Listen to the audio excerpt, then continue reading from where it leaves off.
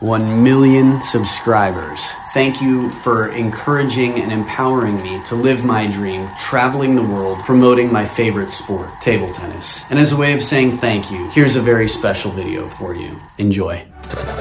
Get over the fear.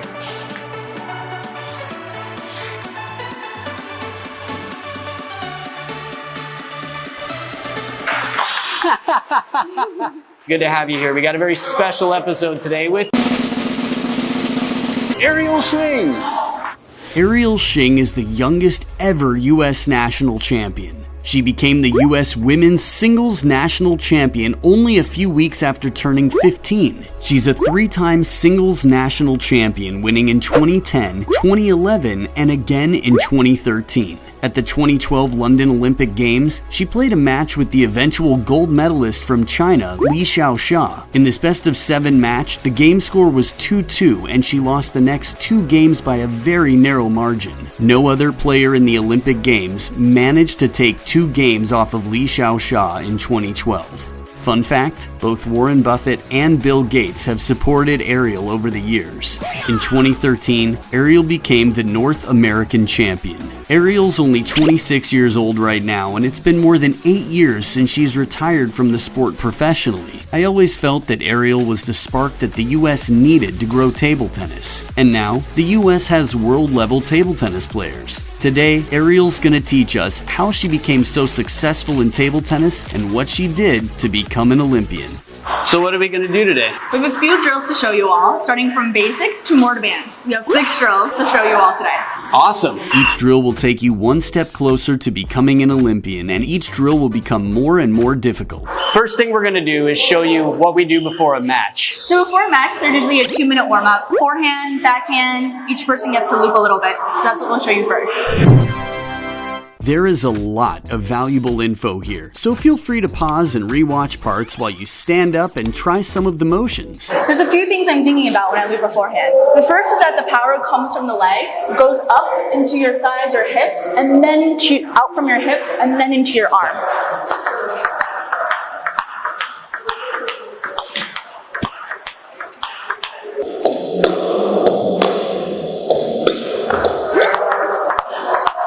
Now that we've taken our time warming up and we're nice and toasty, let's get to the first drill.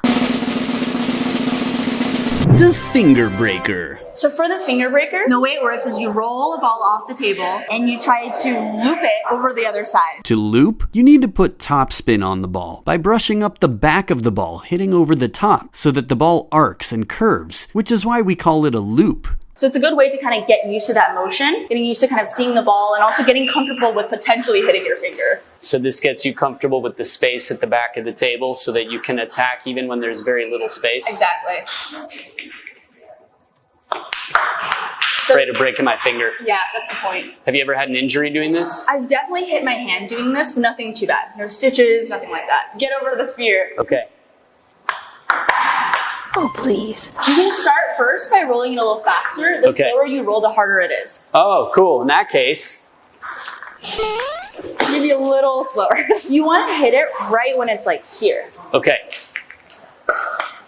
Yo, I made it. Nice. Thank you. What do you call this grip? Shake hand.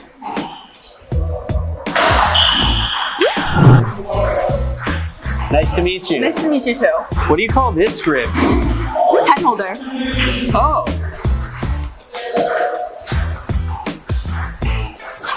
Unicorn horn grip. The armpit grip.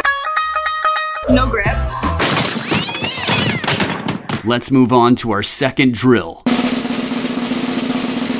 Drop shots. So for the drop shots, it's all in the wrist and the fingers.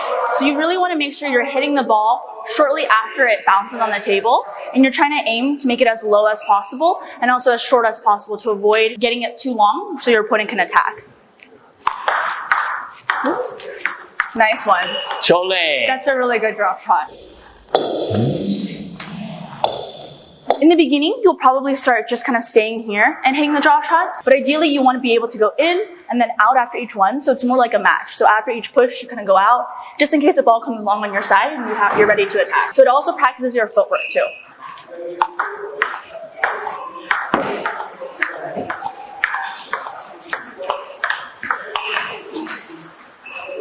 Good. The next drill is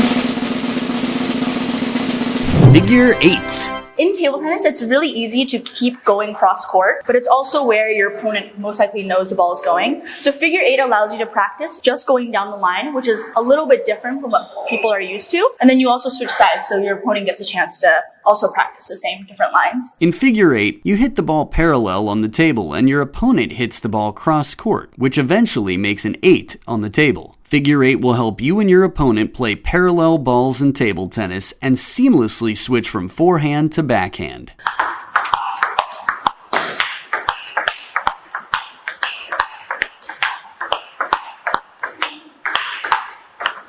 Oh, yours is great.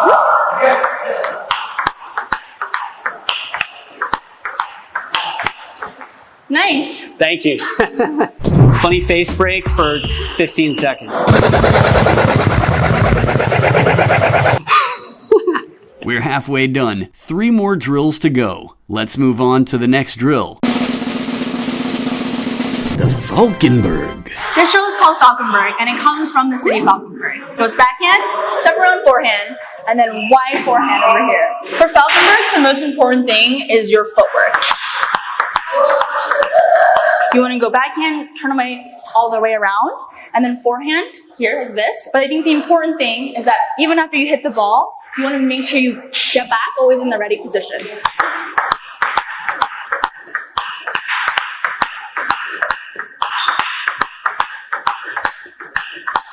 Oh, yours is great.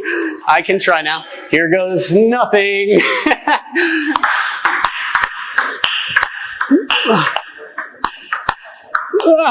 On the scale of 0 to Olympian, I think I'm at like 0.5. Maybe like a -3.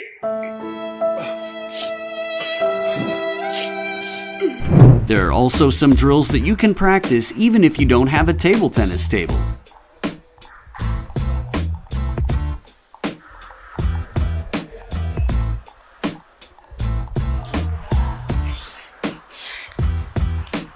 In your face! In my face. 2-table Falkenberg. This drill is pretty similar to the Falkenberg, but instead of 1 table, we'll do this drill on 2 tables. This drill can massively improve your footwork. 2 here, and then like 1 here.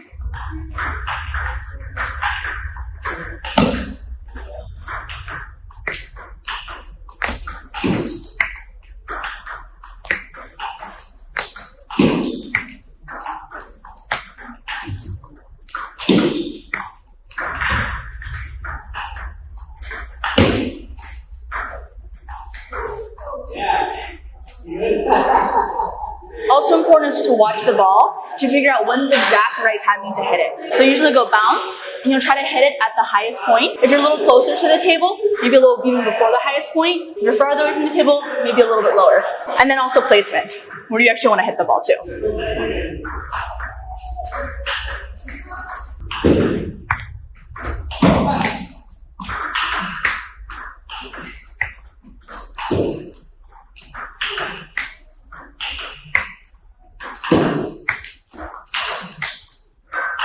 Look how wide it is. Before the final drill, I have to cover a super important topic that can't be ignored.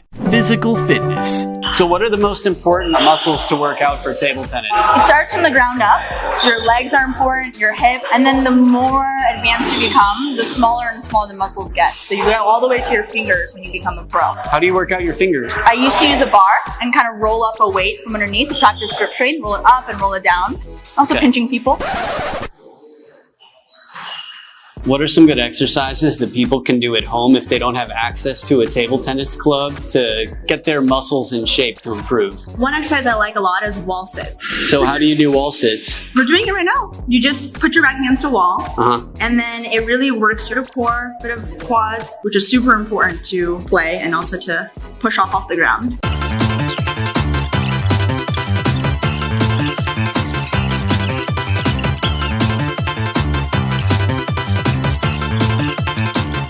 Okay. Okay. Ready? Yeah. Set. Go. One easy way to get your wall sits in is while you're brushing your teeth, and you can't be doing much else productive with your hands. As you've seen in the 5th drill, table tennis at a high level is quite difficult and requires lots of physical strength and stamina, so make sure to do your exercises. Let's move on to our final drill. Random multi-ball. One person just serves a ball as fast as they can all around the table, and the other person just has to go and respond and react. It's really good to practice your footwork, your reaction time, and it's great because it goes faster than an actual game of table tennis.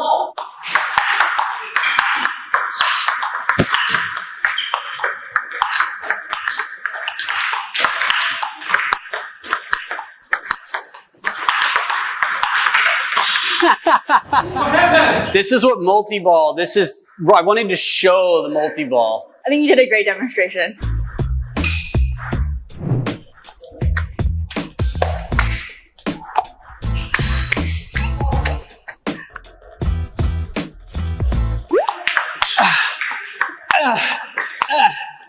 Sorry, that was a bad